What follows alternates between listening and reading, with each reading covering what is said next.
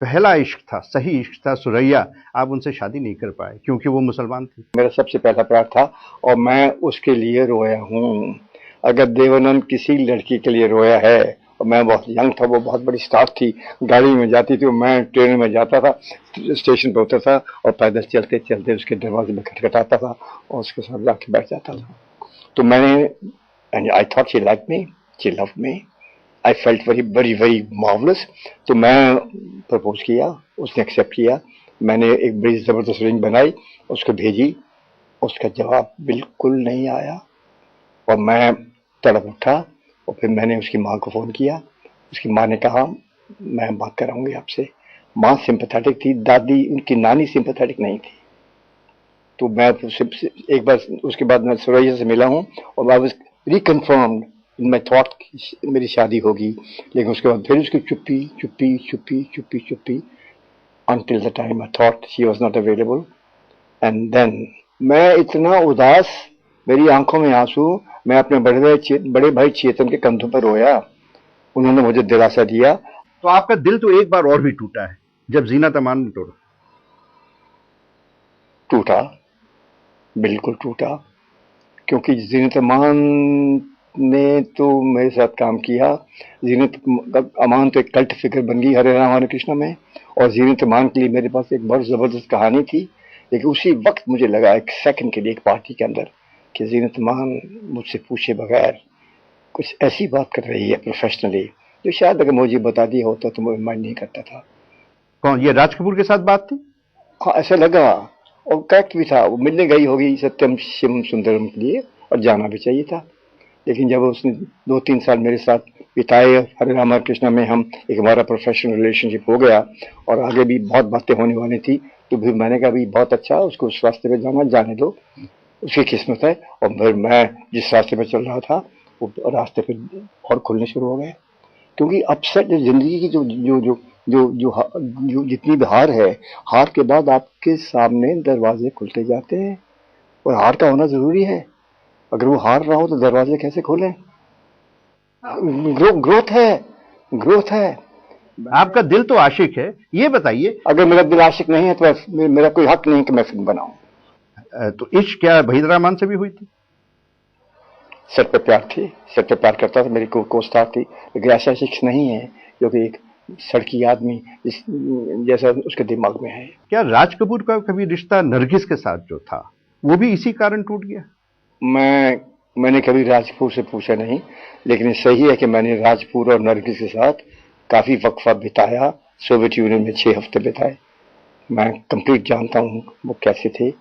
और इश्क तो था उनके बीच? बिल्कुल था, इकट्ठे रहते थे और दिलीप कुमार बड़ा प्यार करते थे एक दूसरे के साथ। उस वक्त ऐसा लगता तो था, लेकिन मेरा कोई उस वक्त कोई बिजनेस नहीं था कि मैं उनसे ये पूछूं। उनका अपनी जाती बात थी। दिलीप कुमार और कामनी कौशल का भी इसी वजह से टूटा? मैंने सुना कि उनका भी एक रिश्ता था किसी फिल्म के दौरान में, लेकिन ये उनका रिश्ता था। मैं आई नेवर बॉदर। देखो, अगर मैं इन चीजों में बॉदर करना शुरू कर दूं तो मैं अपनी चीजें भूल जाऊं। मेरे नजर में तो गाइड से बढ़िया फिल्म बनी नहीं। आपकी सबसे अच्छी फिल्म कौन सी? दुनिया कहती है गाइड, मैं भी कहता हूँ गाइड, इसलिए कि मैं कहता हूँ। लेकिन मैंने बहुत बहुत अच्छी फिल्में बनाई हैं। मैंने जब भी कोई फिल्म प्लान की है, उस वक्त ये लगा है कि शायद ये ही इस वक्त मेरी अच्छी फिल्म है। अगर मुझे वो फीलिंग नहीं है तो मुझे बना। लेकिन गाइड ऐसी फिल्म थी कि हर कानून को तोड़ दी थी। रोजी एक निकलती है, शौहर को कहती है कि नहीं मैं तेरे साथ नहीं रहूंगी, आती है, अपना करियर बनाती है, उस जमाने में अपना करियर बनाती है, करियर के साथ आपसे इश्क करती है, आपके साथ रहती है। कौन उस वक्त ये सब करता था? और फिर आपको भी ठुकरा देती है। अब एमजे, मैंने गाइड बनाते वक्त अपना सारा धन पिक्चर के अंदर लगा दिया था। किसी के धन लिए, और गाइड बिक नहीं रही थी।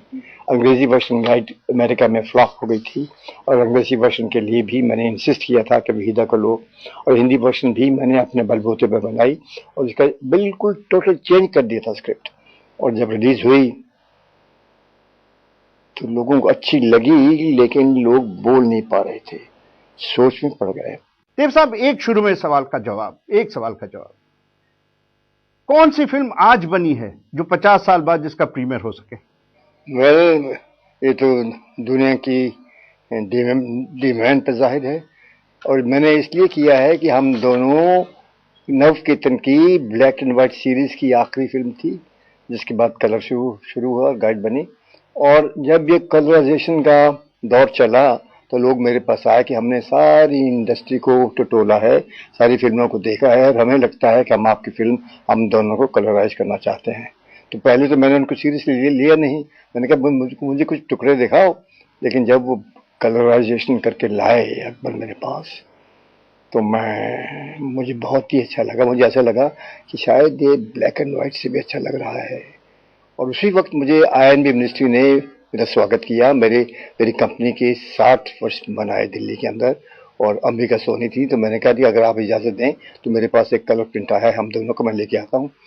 तो मैं घड़ी घड़ी इस बात को बताता हूँ इसलिए कि वो बात मेरे दिमाग में, मेरे दिल में जम चुकी है। जब मैं इस प्रिंट को, कलर प्रिंट को दिल्ली पहली बार मैंने फोर्ट ऑडिटोरियम में देखा, तो पूरा ऑडिटोरियम खचाखच भरा, उतने लोग बाहर। वो तो आपके आशिक हैं, ये तो बढ़ रहे हैं दिन पे दिन। आप एक बात बताइए देव साहब, जब आप हम दोनों देखते हैं तो नाम तो डायरेक्टर अमरजीत का है शायद, लेकिन गोल्डी की आपको याद नहीं आती? ये सब कुछ गोल्डी ने किया है, सब कुछ गोल्डी ने, स्क्रिप्ट भी गोल्डी ने लिखी है, डायरेक्ट भी गोल्डी ने किया है।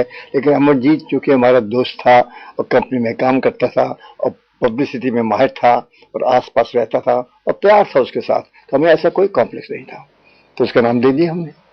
विजय आनंद गोल्डी आपके भाई थे? हमने इसको बर्लिन फेस्टिवल में लेके गए तो अमरजीत भी साथ था, गोल्डी भी साथ था। गोल्डी शायद बहुत लोग नहीं जानते हैं कि गोल्डी, विजय आनंद आपके छोटे भाई थे। मेरे छोटे भाई। आपका रिश्ता चला नहीं? बहुत चला। मैं जब बंबई आया तो मुझे ब्रेक मिला, और जब ब्रेक मिला तो मेरी सारी फैमिली को मैं बंबई लेके आ गया। मेरी छोटी बहनें, मेरा छोटा भाई जिसका नाम विजयानंद था, उसका हमने सेंट जेवियर्स कॉलेज में डाल दिया।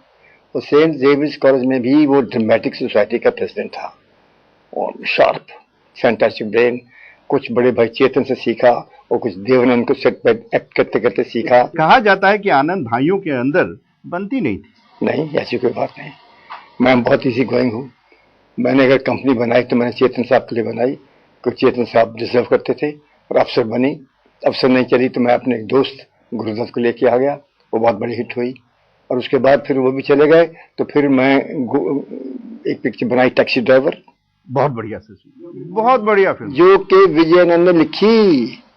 और लिखते लिखते ही ऐसा लगा कि ये तो भी बहुत बड़ा फिल्म मेकर भी बन सकता है। मेरा छोटा भाई है और बड़ा शार्प है और ये सोचता भी है। ब्लैक एंड व्हाइट में थी और टैक्सी ड्राइवर के ऊपर थी। और जब मुझे याद है उसका प्रीमियर हुआ था तो मिनर्वा टॉकीज में हुआ था, और जो लंबी सड़क जाती है थिएटर के सामने से, तो दूर तक जहां तक आपकी आंखें जाती थी, टैक्सियां टैक्सियां टैक्सियां टैक्सियां टैक्सियां टैक्सियां, और लगा कि बहुत जबरदस्त, और उस जमाने की जबरदस्त हिट थी, जबरदस्त हिट थी। आज भी मजा आ जाए आपको देखने का। शायद टैक्सी ड्राइवर की हिट जब हुई थी और ब्लैक में जब टिकट बिक रही थी, वही देख के आप, मतलब कौन सी फिल्म थी आप ब्लैक कर रहे थे? काला बाजार। नहीं, काला बाजार। सुनो, ये गोल्डी की ग्रोथ है, विजयनाथ की ग्रोथ है। जब उसको काला बाजार नहीं, गोल्डी को ब्रेक मिला 9/11 में। 9/11 के बाद फिर गोल्डी, काला पानी में मैंने अपने एक दोस्त राज खोसला को दी, और काला पानी के बाद मैं काला बाजार गोल्डी को दिया। और काला बाजार के ये सीक्वेंस मदर इंडिया के सामने, जिसका जिक्र आप कर रहे हैं, दुनिया बात करती है। जब जहां जाता हूं लोग मुझसे पूछते हैं। और काला बाजार के बाद हम दोनों तेरे घर के सामने, और उसके बाद कलर का जो फेस चालू हुआ है, देवानंद विजयानंद कॉम्बिनेशन, चाहे वो गाइड था, चाहे जूल थीफ था, चाहे तेरे मेरे सपने था। एक आपको लगता नहीं है, आप लाहौर से आए थे, लगता नहीं है कि हम दोनों का प्रीमियर शायद लाहौर में भी करना चाहिए? अगर लाहौर वाले बुलाएंगे तो जाऊंगा। और आप अगर इशारा करेंगे तो कैसी हिम्मत है कि वो नहीं बुलाएं? मैं जानता हूँ, सब लोगों को जानता हूँ, बहुत अच्छी तरह जानता हूँ, मेरे दोस्त भी वहाँ पे। मैं लाहौर गवर्नमेंट कॉलेज में था, मैंने BA ऑनर्स किए थे, और मैं MA जाना चाहता था। मेरे पिताजी की उस वक्त माली हालत ठीक नहीं थी, तो मैंने 3rd क्लास कंपार्टमेंट की टिकट पकड़ी। और मैं किसी को बम्बई में नहीं जानता, उस वक्त बम्बई हुआ करता था, किसी को नहीं जानता था। मैं बॉम्बे सेंट्रल में उतरा, मैं 2 साल का स्ट्रगल किया, और 2 साल के स्ट्रगल के बाद जब मुझे ब्रेक मिला हम एक है में, तो हम एक है का वो दौर था जब क्विट इंडिया मूवमेंट शुरू चल रही थी। और उसके बाद मैंने हिंदुस्तान का आज़ादी का ना देखा, सारे फेजेस देखे हैं। उस जमाने के लाहौर और आज के लाहौर में क्या फर्क है?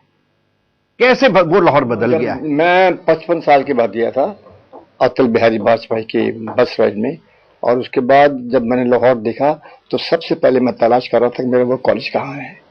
मुझे समझ नहीं आ रही थी, कुछ जोग्राफिया चेंज हो गया था। लेकिन एक तो वहां तोप पड़ी रहती है म्यूजियम के सामने। जब मैंने तोप को देखा तो मैंने कहा मुझे मालूम है कहाँ पहुंचा। प्रीमियर के दिन क्या हुआ? सोच में पड़ गए, हम बाहर खड़े थे, मेयर विजयनाथ, सारा बम्बई, दिल्ली में भी सारे लोग, सारी मिनिस्ट्री, और बहुत जबरदस्त डिमांड उसकी, और लोगों ने फिल्म देखी और बाहर आए और हाथ दिया, मिला दिया, चल दिए, एक स्माइल नहीं। और मैं और गोल्डी विजयनाथ रात को घर पहुंचे। मैंने कहा भैया ऐसा लगता है कि ये फ्लॉप हो गई, इन लोगों के चेहरों में स्माइल ही नहीं है। लेकिन उसके बाद उसके ऐसे दौर आने शुरू हो गए कि guide guide guide guide. Cannes film festival में हिंदुस्तानी वर्जन फ्रेंच टाइटल्स में क्लासिक एडिशन में एंटर हुई और मैं डेलीगेट था। I walk that carpet. You क्या डबल जबरदस्त रिएक्शन था। 1965 का प्रीमियर दिल्ली में और 2008 में कान फिल्म फेस्टिवल में। वो जो आखिरी सीन है गाइड का, जब आपकी आत्मा चली जाती है, फैंटास्टिक। याद है आप क्या कहे थे? मुझे याद है, बहुत बार दोहराया मैंने, और मैं शायद इसलिए नहीं दोहराना चाहूंगा कि लोग घड़ी घड़ी इसी को दोहराता रहता है, लेकिन आप कहें तो मैं दोहरा। आई थिंक वो एक ऐसे मोड़ पर इंसान पहुंचा है जब वो फास्ट कर रहा है दुनिया के लिए, और फास्ट करते करते करते फिर एक उसका ख्याल दिमाग में है, दिल में है, और अपनी एक धुन के अंदर एक अपनी जगह पहुंच रहा है। शायद खुदा भी कह सकते हैं। ये एक ऐसी सिचुएशन है कि वो अपनी हस्ती में खो गया है, और वो कहता है कि ये जिंदगी एक सवाल है, जैसे कि मौत एक सवाल है। एक ही फिल्म थी आपकी जिंदगी में, गाइड, जिसमें आपकी फौत हुई थी। हाँ, मैं देखो वो त्याग है बड़ा भारी। जब इंसान उस स्टेज पे पहुंच जाए कि उसको ना दुख लगे ना सुख लगे, ऐसा लगे कि जो है अच्छा है, मैं ही हूँ, और मैं ही तो हूँ। देखा जाए ना अल्लाह, ना भगवान, ना क्राइस्ट किसी ने देखा है, लेकिन उसको थॉट है।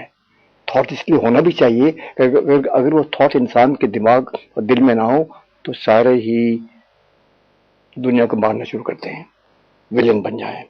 ये थॉट एक थॉट है जो दुनिया को रोकता है चाकू और छुरी से।